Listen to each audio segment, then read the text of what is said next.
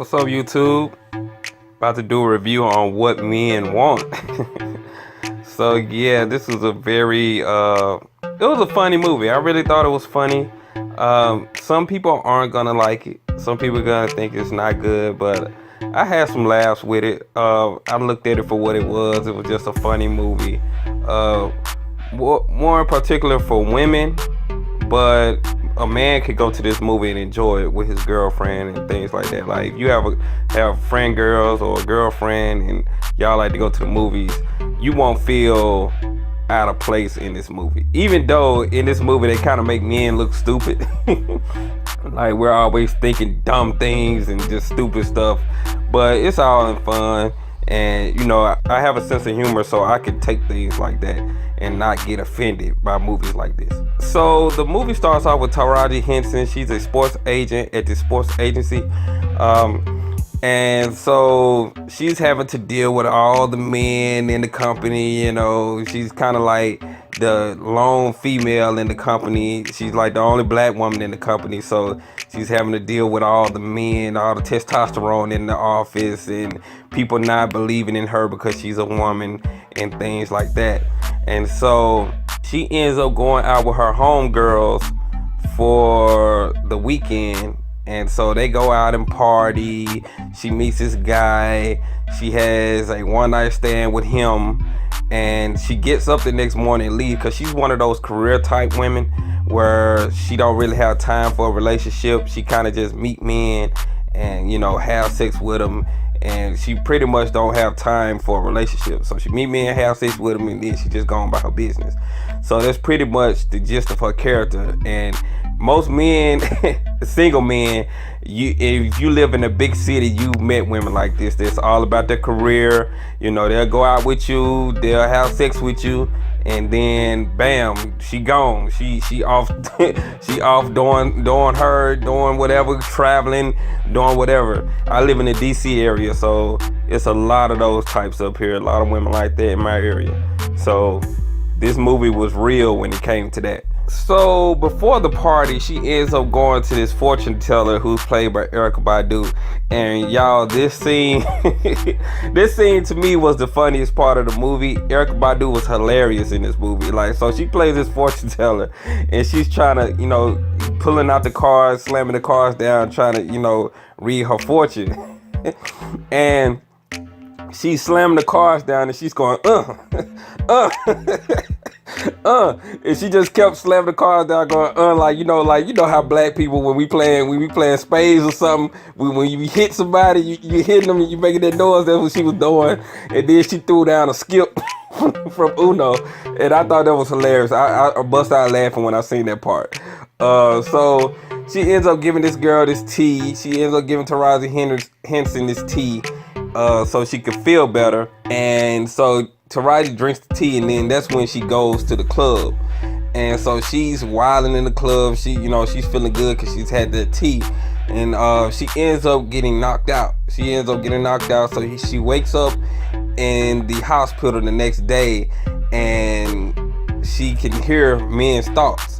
And so there's a scene where the doctor comes in and he's talking about he shouldn't do cocaine and all this stuff. So she can hear his thoughts, and then she kind of creeps him out because she knows what he's saying. Then she has this assistant, this gay assistant, which was a pretty cool character in the movie. He was cool. He was a funny character.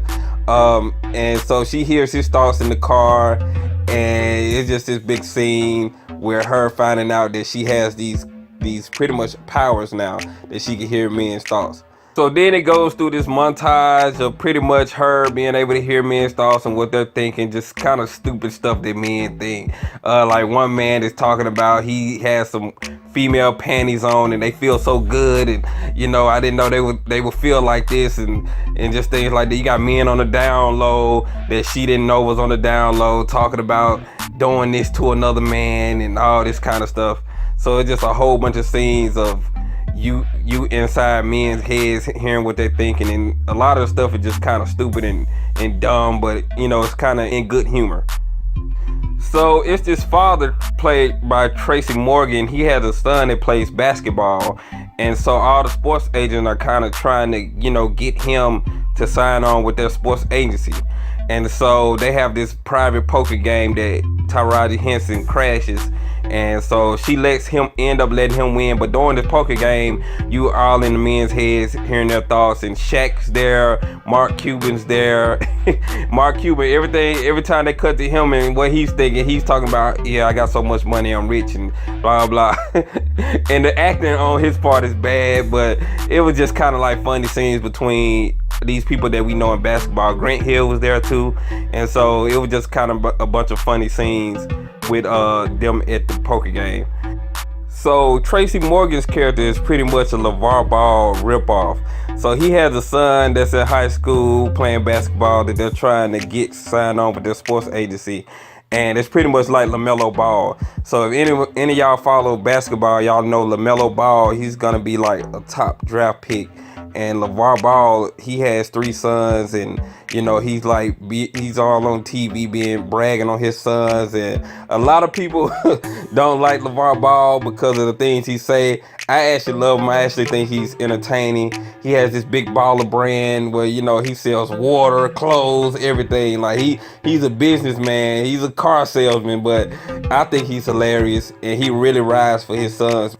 So Taraji Henson, she ends up inviting Tracy Morgan and his son to a Hawks game, so she can kind of get them on with their agency.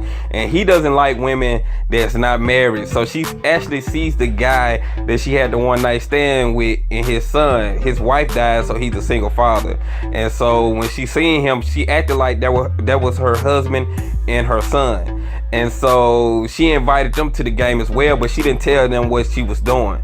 And so they pretty much came to the game, and you have these scenes where she's acting like that's her husband, and he doesn't really know what's going on. And she's trying to fool Tracy Morgan's character into thinking that they're married. So long story short, so the guy ends up liking Taraji Henson's character. He really likes her. He really wants to be her man. And she's kind of still not sure if she really want to go down that path of getting in a relationship, or if she still want to be kind of like a career type. And so that's pretty much what the gist of the movie is about. He ends up finding out that she was playing him. He gets mad with her, but by the end of the movie, she gets him back. And she's formed a relationship with the son. She bought him a car cake. The son likes her. Her dad likes him, the guy, because they kind of have a common bond, because her dad had to raise her as a single father, and he has to raise his son as a single father. So they pretty much bond like that. So they end up getting together at the end of the movie. They end up signing Tracy Morgan's son to the agency, and Taraji Henson starts her own agency by the end of the movie, and she hires her assistant as an agent, because there was an ongoing thing in the movie that her assistant wanted to always be an agent, but she acted like she didn't believe in him and that he couldn't be one. And so that was a good thing at the end of the movie, that she made him an agent, and he was just so happy and things like that. So that pretty much was the gist of the movie, that that love story they got together, and it was kind of like a good ending. But yeah, man, I thought the movie was cool. I laughed a lot through it. I know, like I said, some people may not like it. Some people may get offended by some of the things in the movie, but to me, it was okay. It was an okay movie. Will I see it again? I don't know. Maybe if I have a lot of friends with me and we're at a kickback or something, and we just want something to watch on Netflix or something like that, I think this movie will be a cool movie to watch. You and your friends, y'all can all sit around and laugh. I wouldn't go to the theater and see it multiple times, but I could see a lot of girls going with their friends, a whole big group of girls going, having a good time with the movie. So if you haven't seen it, go check it out. I love Taraji Henson. I think she's a great actor, and I love supporting her movies.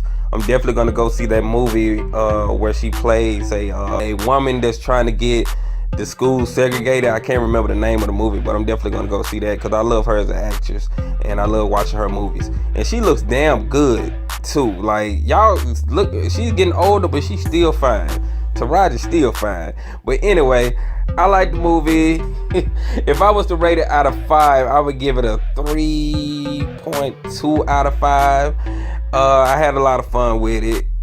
There was some things thrown in there that was kind of agenda pushing, but the stuff like that doesn't bother me. But anyway, let me know what y'all think of the movie in the comments. Like and subscribe, and I'll see you guys on the next video. All right.